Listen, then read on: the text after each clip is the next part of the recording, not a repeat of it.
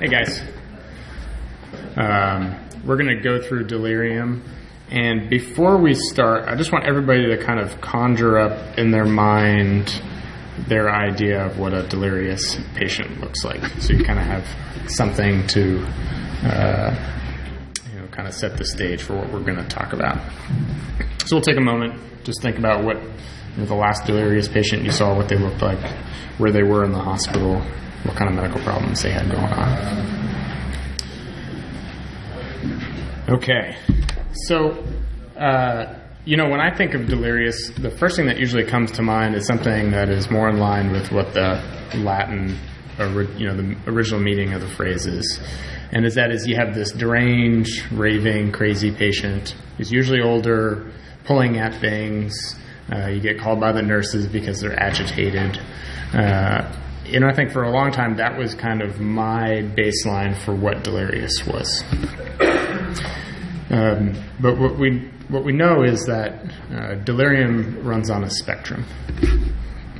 And when we think about delirium, Dr. Brown just said, it's something that we see pretty frequently, but I sometimes forget just how common it is. And in the hospital across the board, this includes medical floors, general medical floors, it's about 20% of the patients will experience delirium during their hospital stay. And if you compare this to the ICU, anyone want to guess what the ICU number is? 80. Yeah. So 60 to 80, depending on which ICU, if it's surgical ICU, cardiac ICU, depending on if it's a person with falls and breaks a hip or has open heart surgery or is withdrawing from alcohol. So the numbers are pretty all over the place. And if you look at studies of percentages of ICU delirium, they'll go anywhere from like 20% to 80%. But most numbers have them in the 60 to 80% range. But the bulk of those won't be the agitated delirium. So it won't be the folks who are yelling out, pulling out lines that are, receiving, you're getting calls from nurses to put in medications to treat it. And at the end of life, this shouldn't be too surprising, but delirium is even more common. So these are in folks that have terminal illness, and the hours and the days leading up to death. We see delirium in 85 to 90% of patients. So the takeaway from this is that it's really, really common.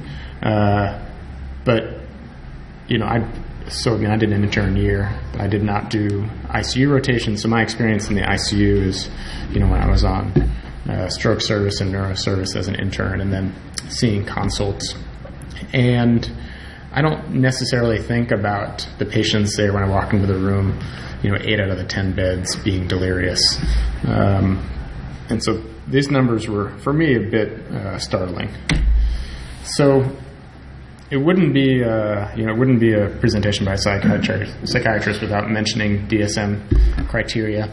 And the big difference from DSM-4 to DSM-5 was that they changed it from a disturbance in consciousness to a disturbance in attention.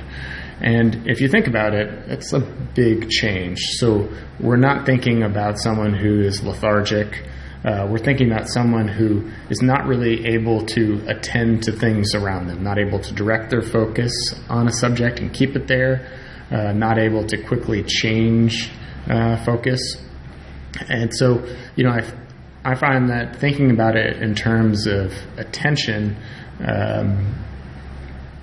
you kind of think about it in a much broader sense. And maybe people you didn't think of being delirious, now you might have a greater suspicion of them being delirious. So this is the person, you go into the room in the morning and you start talking about one medical problem, and then you quickly change to another and they ask a question, but they're still kind of caught up in the last thing. And then you ask them to repeat what you said or tell them, and they have no idea.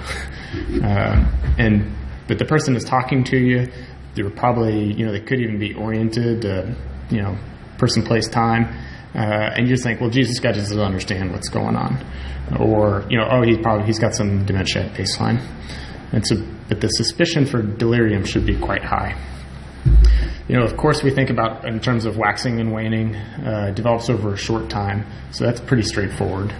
And then we usually see an additional disturbance in cognition in addition to attention. And so that's the disorientation, maybe slurred speech. There's like case reports of bilingual patients who, when they're delirious, forget one language or only use, maybe if English is their second language, revert to using their primary language. And then memory impairment, get up out of bed and fall because they weren't sure where the end of the bed is. And for Part D, the key there is that these do not occur in the context of a coma. So the DSM change was that delirium really exists on a spectrum, but if they're comatose, we're not considering them delirious, which makes sense. But up until coma, we can still consider them delirious. And this is a little diagram that I bogarted from the European Delirium Association and then made some changes. So in that middle line, we see normal function, and we think about delirium as existing on either side of that middle line. So above that middle line is the common delirium that I think a lot of people think about.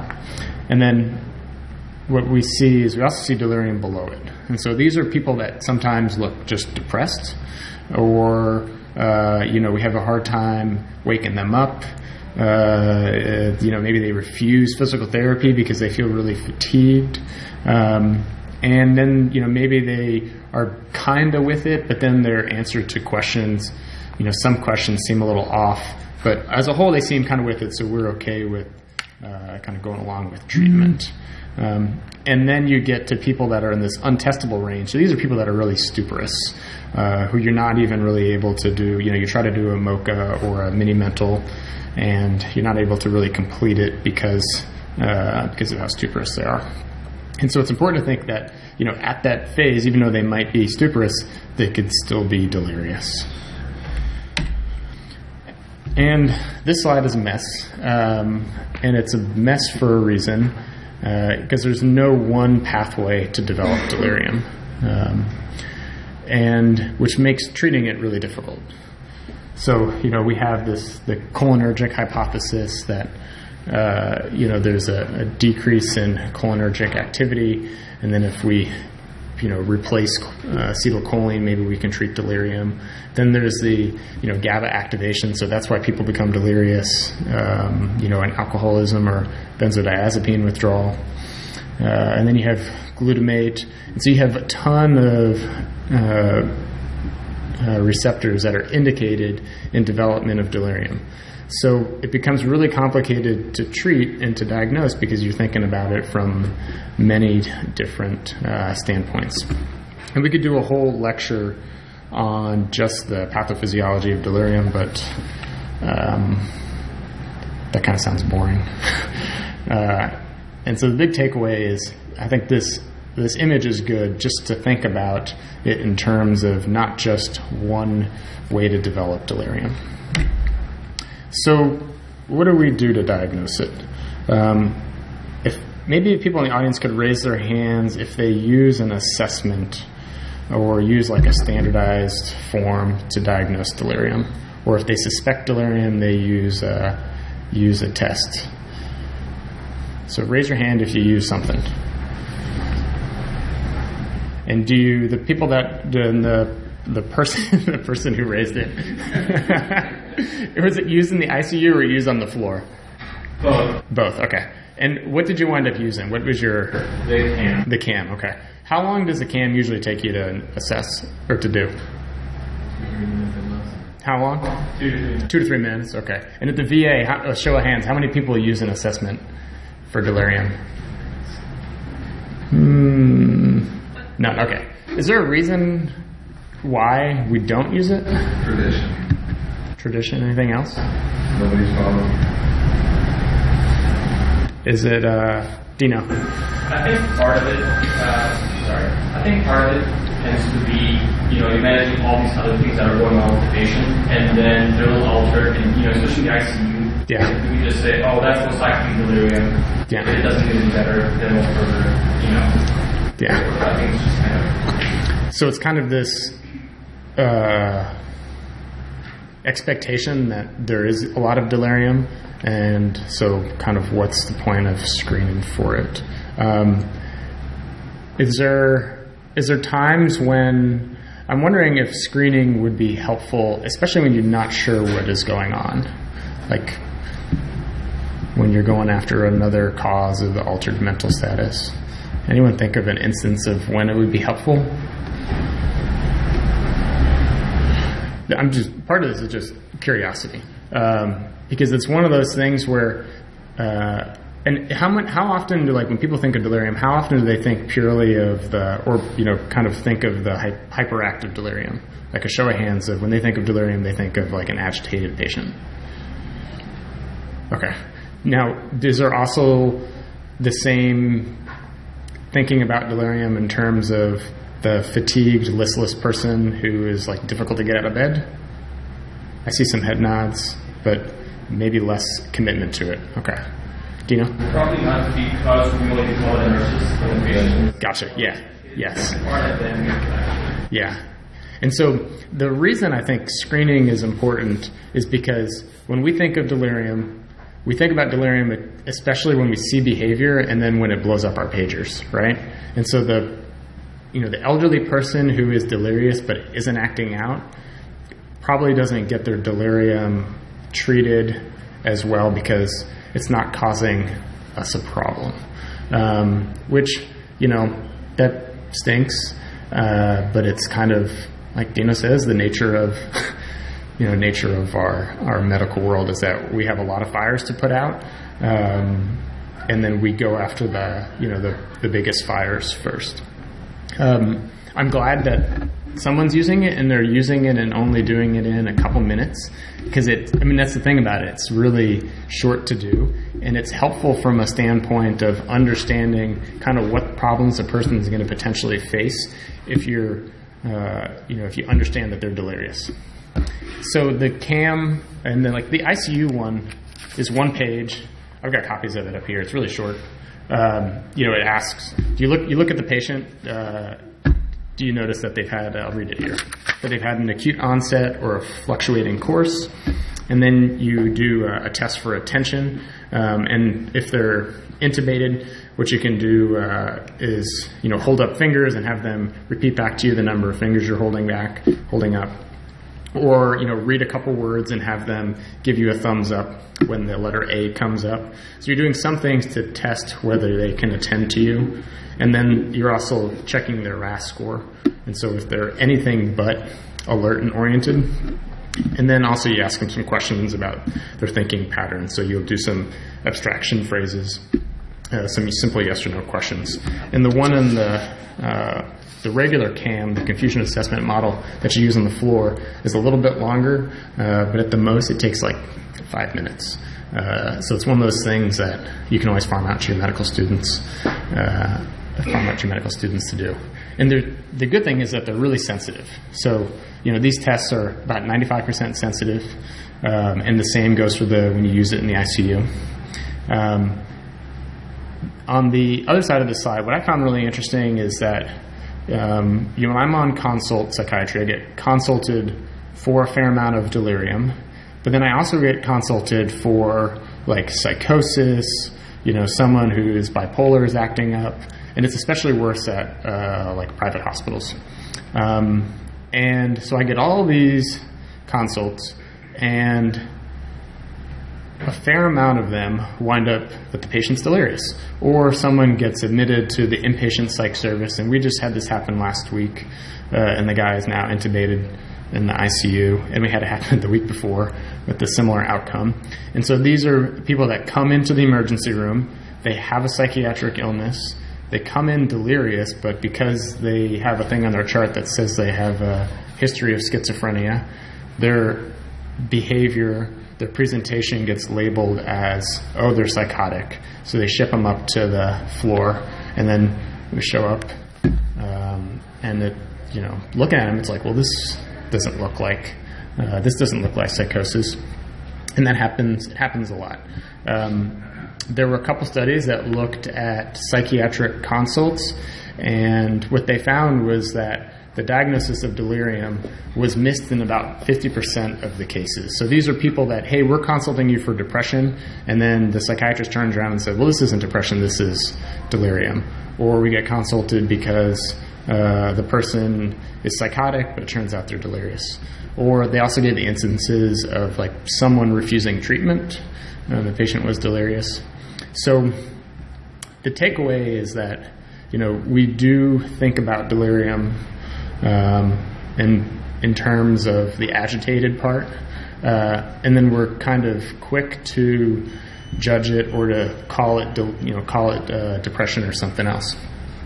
And there are certain things that make you more likely to underdiagnose delirium. So that if the person's younger, you don't think about delirium so much like in a 35 or 40-year-old patient, whereas if that person was 80, you think, oh, this person's delirious.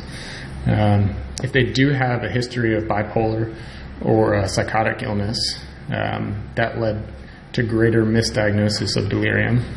And then if they're oriented. So I think one of the pitfalls we run into is that, the person's oriented, therefore they're not delirious. And that kind of goes back to this idea of inattention. So you can be inattentive and still be oriented. Is there any questions on this? Okay. So what are the risk factors? I mean, these things are like, I'm not teaching you guys anything. You guys know this stuff. If you have a diagnosis of dementia, you're more likely to develop delirium during your hospitalization. If you're older, you have other medical illnesses, and the more severe they are, the more likely you're to become delirious. Those high-risk medication use, so those are your anticholinergics, those are your benzodiazepines, your high-dose opioids. If at home you haven't been functioning that great, so if you've been more bedbound, and then that sensory impairment. So these are folks that have difficulty hearing or poor vision. And so some of these studies look at really simple interventions, like making sure people don't have earwax or making sure they have their hearing aid batteries in place. If you're catheterized, and then your nutrition status and your electrolyte balance.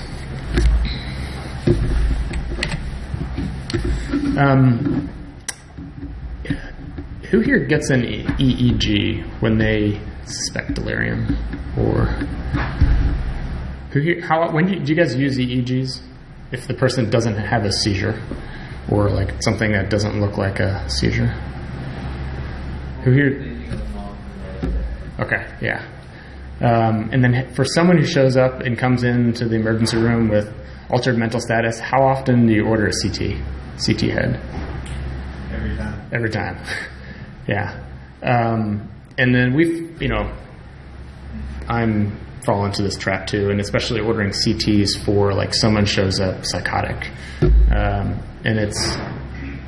I think the reason we do it is that, we were modeled to do it. We saw, our attendings doing it, or we are kind of worried about missing something. When you guys order CTs for altered mental status, usually what are you looking for? Say again? Any bleeding? Any bleeding, yeah. So like stroke. And what we wind up seeing is, so when they looked at, there's this last point, when they did CT heads of folks that had altered mental status as an indication, and they didn't have any focal findings on exam, only 4% of them showed that they had any abnormality on CT. When they did have focal findings, it was higher. It was almost 20%. So if you have focal deficit, certainly you're thinking of getting a CT to rule out a bleed. But if they don't, there's kind of limited utility to getting the CT. The EEG, if the person comes in confused and you only had to pick between, if you were forced to pick between an EEG and a CT, which you wouldn't do, the EEG might actually be the more effective test. The nice thing is that on EEG, you do see findings related to delirium. So you'll see this typical diffuse background slowing, and then depending on the type of delirium, you might get other focal findings. And so you'd see that triphasic waves with certain encephalopathies, so hepatic encephalopathy or uremic encephalopathy. And then it would look very different from the person who is in DTs. So this is really handy, I think, for someone who comes in and is delirious, and maybe they have a history of alcohol or benzo use, but their tox is negative. An EEG can be really helpful for guiding treatment because the treatment is going to be really different. And the other part is that EEG is really the only way to figure out that someone's in non-convulsive status. And what they found is that, looking at 200 EEGs that were done for altered consciousness, 37% of those patients wind up being in non-convulsive status. So these 30%, if they didn't have that diagnosis, they might have been admitted to the unit. Maybe they were treated with Haldol or an antipsychotic, which certainly wouldn't have treated their status. Maybe some of them would have been put on a drip, and that might have inadvertently taken them out of status.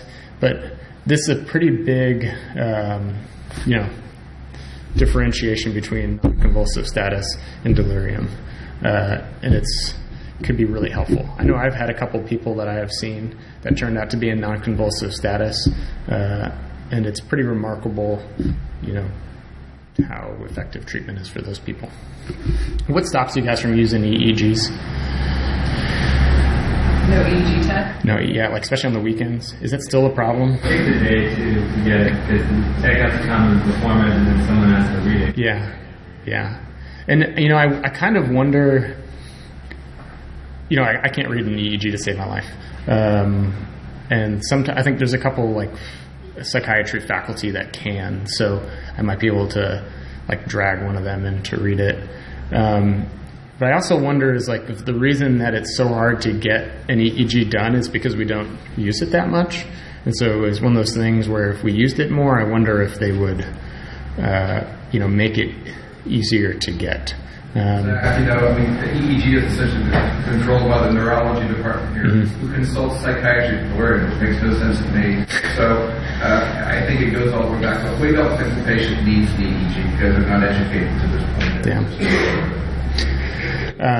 So one way, to kind of think about how you'd make changes is that if you started blowing up neurology to get a bunch of EEGs, I wonder if they would be, if we react sooner. As a psychiatrist consultant on delirium, if I ask for an EEG, then we'll get it to nice time. Yeah. So, the use of an EEG might have more clinical significance if, when you're practicing outside of the university. So I know at Norton, getting an EEG, they have the EEG techs there all the time, and it can be done pretty quick. And you don't need a neurology consult to get an EEG. So I wind up using many more EEGs at Norton than I do at U of L, kind of for that reason. I don't know. How hard is it to get an EEG at the VA? Do they have? So they don't even have a neurologist. Do they have? They have a neurologist at the VA though, do they? No. They don't. Okay. 2 days a week. Okay. So you're out of luck. So the takeaway is that if the person you think it's delirium and it seems to not be getting better, then that's when you want to think about getting the EEG to look specifically at non-convulsive status. So what do we have to treat delirium? And this title, pharmacological treatment of delirium, what sort of works, it should kind of clue you into the fact that we have really bad treatments for delirium from a medication standpoint. And why do we use antipsychotics? We use it because we don't have anything else that works any better. If you look at outlines or guidelines by Critical Care Society, or if you look at guidelines by the American Psychiatric Society, you wind up getting kind of opposing views on the use of antipsychotics. Society of Critical Care Medicine doesn't recommend Haldol because there's not much evidence for it. And so the studies that look at antipsychotic use in delirium typically don't have a placebo arm, and they'll compare it to a worse antipsychotic. Like the older studies compared Haldol to Thorazine, or they'll compare Haldol to lorazepam, and in those studies it looks like, oh, okay, this antipsychotic helps because it does better than the other crappier medication. So, when we have this recommendation to use Haldol, we usually have that recommendation because it's better than the thing that doesn't work anyway. So it's not like a ringing endorsement of Haldol use. There's another study here that looked at that was placebo controlled and had Haldol and Geodon used, and in all three arms of the study they didn't show any reduction in the number of delirium or coma-free days. And what happens when you give someone an antipsychotic? Like, what are you at risk for developing? Seizures. Yeah, it lowers your seizure threshold, increases QTC, extrapyramidal side effects. So it's like a whole host of stuff. And these studies, like when they look at, a lot of times they'll use like a mini mental status exam, and they'll do a mini mental status that's used over the course of delirium. And what it shows is that these patients are in the ICU, so it's not like they're just sitting there and not getting treatment for the underlying cause. So the folks that are still getting, they're either getting Haldol or also getting their UTI treated, getting their electrolyte imbalance restored. So they're still getting treatment. So they're getting better. It's not like that these people are necessarily like going in the opposite direction. If they were going in the opposite direction, if Haldol was really, really harmful, then it would show up on the studies, and we would probably use it less than we do now. But the problem is that it doesn't work, but it doesn't like really, really not work. Does that make sense? And there was some thought that, maybe if we pre-treat people before surgery, especially with an antipsychotic, we can prevent the development of delirium. And what those showed was that it didn't work. There have been some small open-label studies that showed that, we saw an improvement in delirium scores, but the bulk of the studies showing preventative treatment with antipsychotics have been negative. And the last Cochrane review, I think, which for preventment of delirium, I think it was 2013, showed that we shouldn't use antipsychotics to prevent delirium. I think when atypical antipsychotics came out, things like olanzapine and risperidol and Seroquel, people were hopeful that, this would work better. And what it's shown is that it doesn't really help any better. And it does have less extrapyramidal side effects. I mean, that makes sense. They're not as potent antipsychotics, but it doesn't improve delirium scores. It doesn't reduce the time in the ICU. And there have been small studies like this bottom one. There was a study that used Seroquel and compared it to placebo. And it did show that people got better quickly, but the doses of Seroquel were really small. So we were using Seroquel at like 50 or 100 milligrams, and Seroquel at 50 or 100 milligrams isn't an antipsychotic. You don't have any dopamine blockade, so it's kind of a misnomer to call it an antipsychotic when you're using it at these small doses. At those doses, it's hitting histamine receptors, and so it's a little sedating. So maybe you've chilled out the patient's agitated delirium a little bit. And that was an open label study, and the big pitfall was that the study was stopped when the intensivist deemed that the delirium had ended. Now, we know delirium is like a waxing and waning course, so what happened was that the intensivist would come in and say, the person's not delirious, and then stop the study. But it doesn't account for following them, days or weeks out, and to see if the delirium returned. And so, we have weak evidence to use antipsychotics. And so if we're going to use it, some of the things that we should be thinking about is that we should go really slow and use low doses. And 1 milligram of oral Haldol is equivalent to about 0.6 IV Haldol. and you get full dopamine blockade at about 4 milligrams. And above that, if you go to 10 milligrams, 20 milligrams, the only thing that you're really increasing is extrapyramidal side effects. And so what are those? Those are like these acute dystonic reactions, the akathisia, so that's like restlessness. So, this idea is like, oh, well, maybe this person was agitated, you gave them an antipsychotic, and then they got better for a little bit, and then they just got really restless. So then your question is now, well, geez, did I cause them to develop akathisia from giving them an antipsychotic? Did the delirium never go away? Or is there something new going on? Of course, with using antipsychotics, you can develop Parkinsonism, which sometimes might mask a agitated catatonia, but all you've really done is like slowed the patient down so they can't flail their arms, but they're still delirious. And then tremors and tardive dyskinesia, you're not going to see as an outcome from delirium because it's a much longer time course.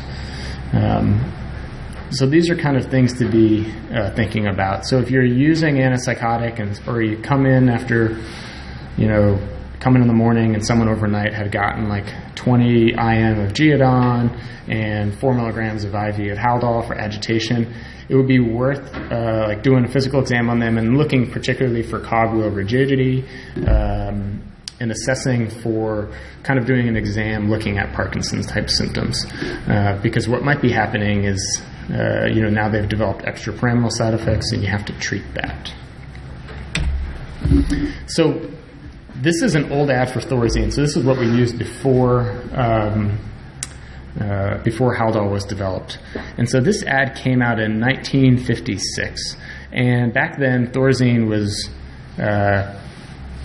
labeled to treat everything. So it was used in like nauseous kids. So if your little kid, if your daughter had nausea, they had this ad that, to treat childhood nausea. It was used to treat alcoholism. It was used to treat pain, fatigue. And then one of the most famous was this ad, treating this agitation and dementia and agitation and delirium. So you can use, this is where we kind of got the idea that, we can use Thorazine to treat agitation. The problem is that we never had any studies to demonstrate that. So the first studies that showed that Thorazine was even effective as an antipsychotic in schizophrenia came out in 1960. So Smith, Glasgow, Klein, even before they had studies showing that Thorazine was useful in schizophrenia, was already putting out publications in medical journals telling physicians to use it.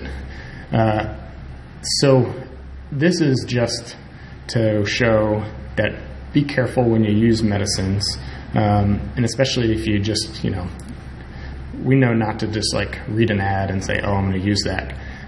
But this kind of subliminal advertising over years, maybe your attending used it, can be really dangerous to our patients. There was a study that just came out in JAMA Internal Medicine beginning of the year that looked at the effect of Haldol, placebo, and oral Risperdal in patients that were enrolled in palliative care. So these are all people who had a life-limiting illness. Some of them were enrolled in hospice. And this is like one of the few placebo-controlled studies out there that has adequate power talking about the use of antipsychotics. And what it showed of these 250 patients is that you had significantly higher delirium symptom scores at the end of the study in the antipsychotic arms. And then you also, of course, had higher extrapyramidal side effects in the antipsychotic arms. And that with the hazard ratio, the folks in the antipsychotic arms were more likely to die. And so you were kind of hastening death. And then also, in the people that were using antipsychotics, they were more likely to get an additional breakthrough dose of midazolam for delirium symptoms. So, this is not generalizable to, kind of general floor patients or ICU patients, but I think that with time and more studies looking at antipsychotics, we might find that we get studies that look like this, and that antipsychotics really do not help delirium. And so what do we know doesn't work? Cholinesterase inhibitors. And so they looked at rivastigmine. There was a study in the early 2000s that was using rivastigmine, and it had to be ended early because it elevated mortality, and then patients stayed delirious longer. Benzo use, this is cited as an independent risk factor for the development of delirium. And if you got if you have a ventilated ICU patient who, looking back at all those risk factors, if this person, you think, geez, this person's at a high risk for developing delirium, or maybe during their previous hospital course they've developed delirium, then what we show is that you are less likely to develop delirium if you use Precedex versus midazolam. The numbers for Precedex are pretty similar to propofol, so propofol is a better option than midazolam, but it's something to consider when you're thinking about sedating medications. So what works? And this is like our basic things that we learned in medical school, is that you do the environmental treatment.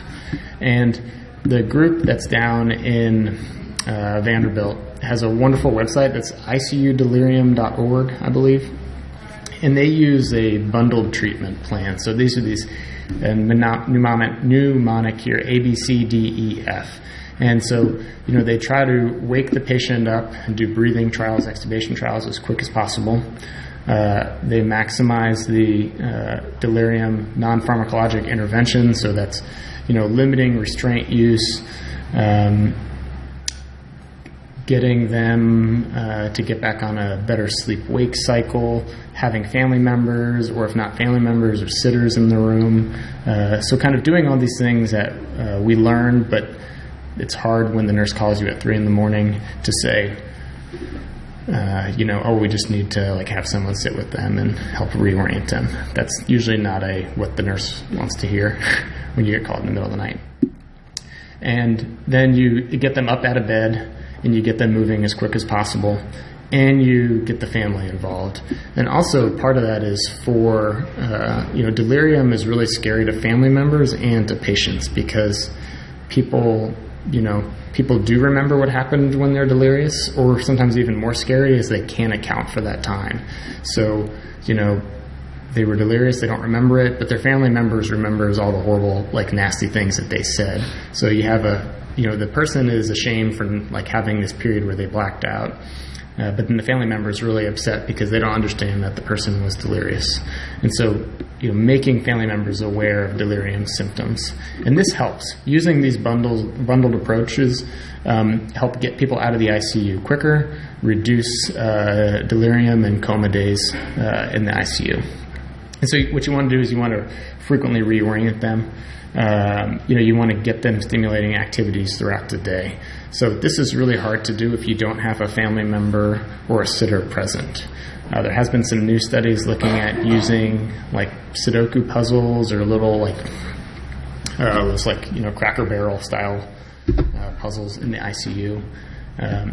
You want to minimize noise, of course, in the ICU and on the floor, and then try to get them back on a proper sleep-wake cycle. And that's not hammering them with Ambien at night so then they can flip their clock.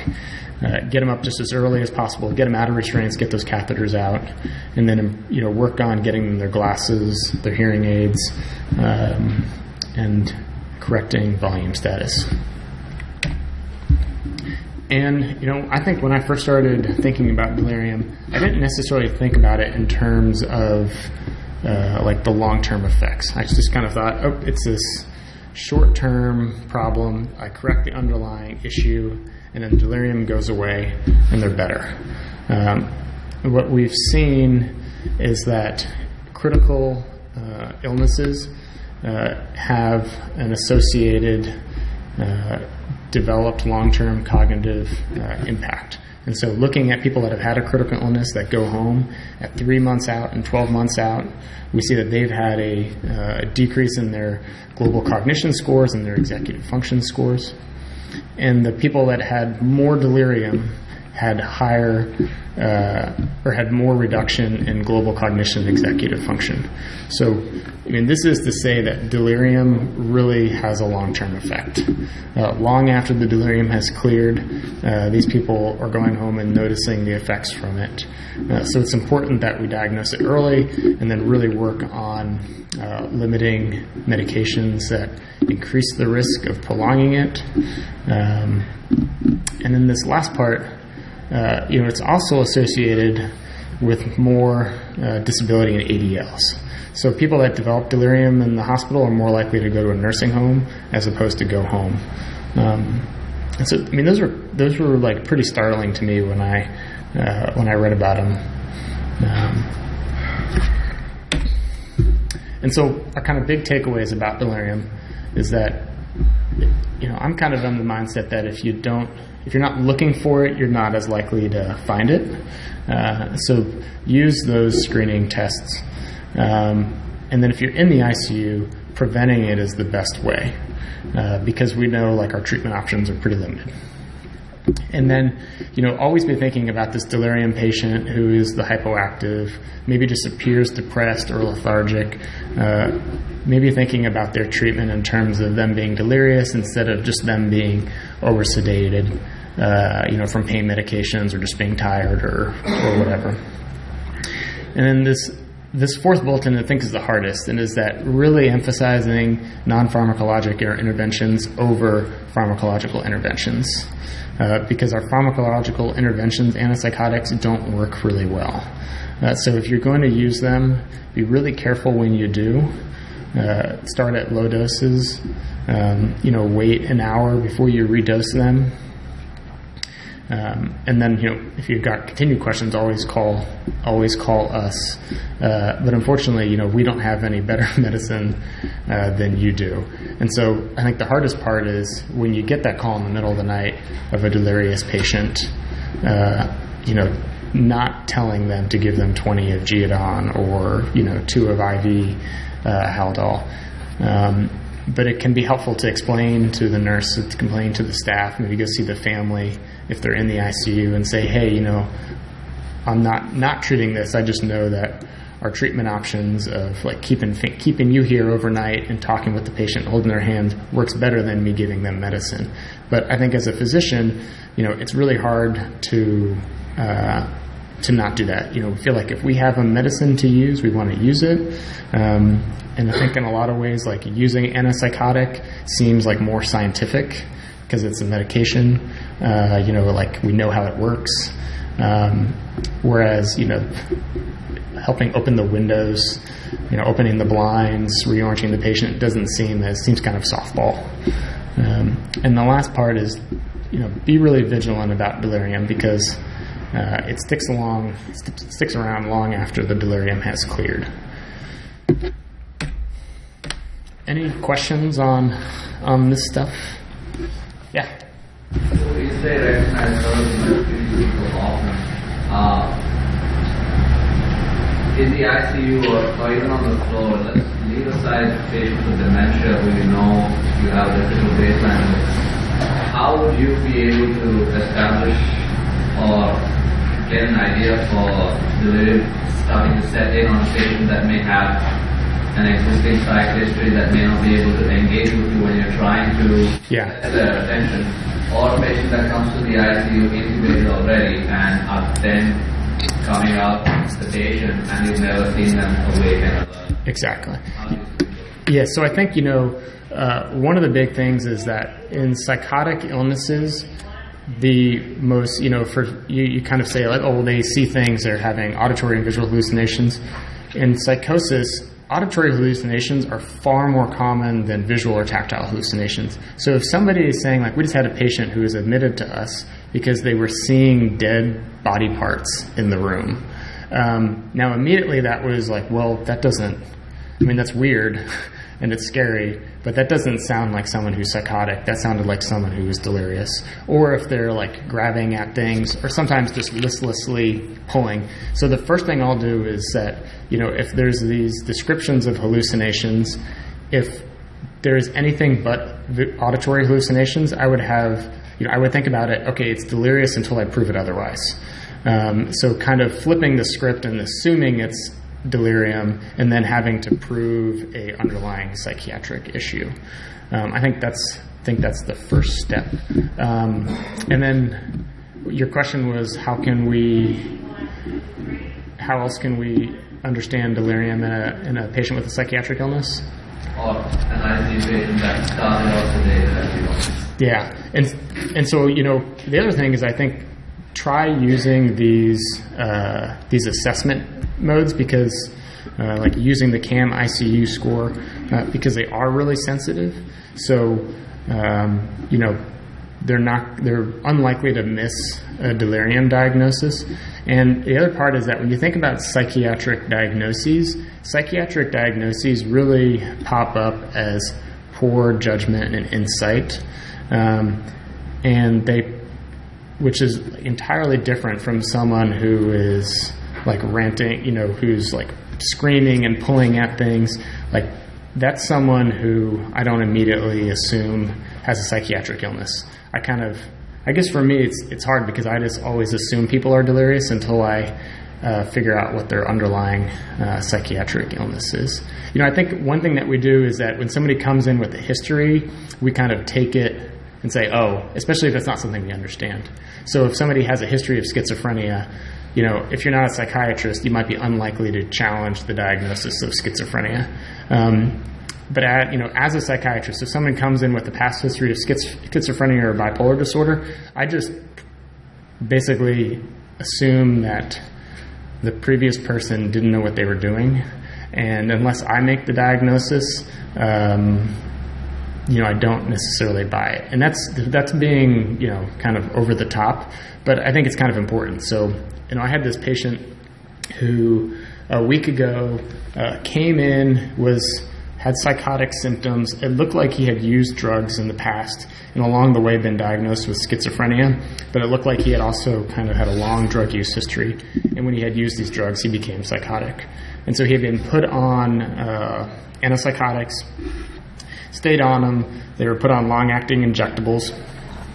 And then the dose of the medicines, because he kept using drugs, kept going up. And then he developed Parkinson's symptoms.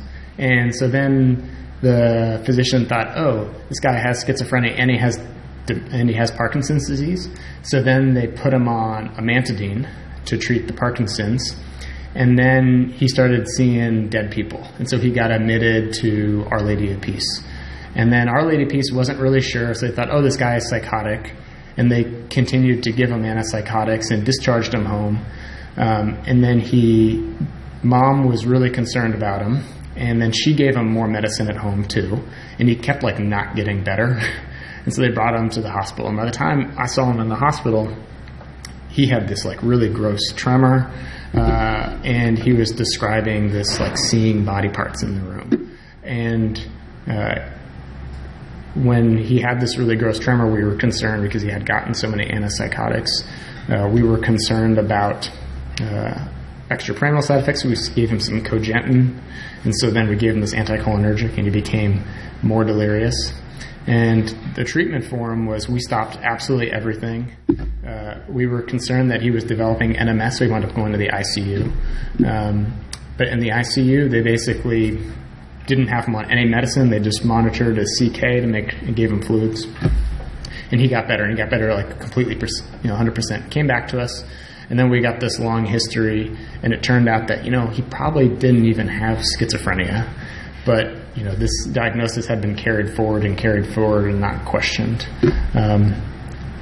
So I guess that's a long way of saying that if somebody, even if they come in with a diagnosis of bipolar or schizophrenia, always be a little skeptical.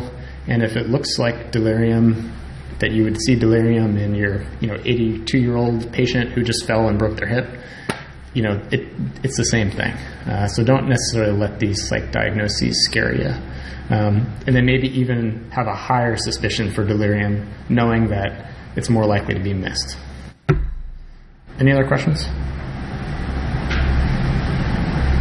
Sorry I don't have better treatment options.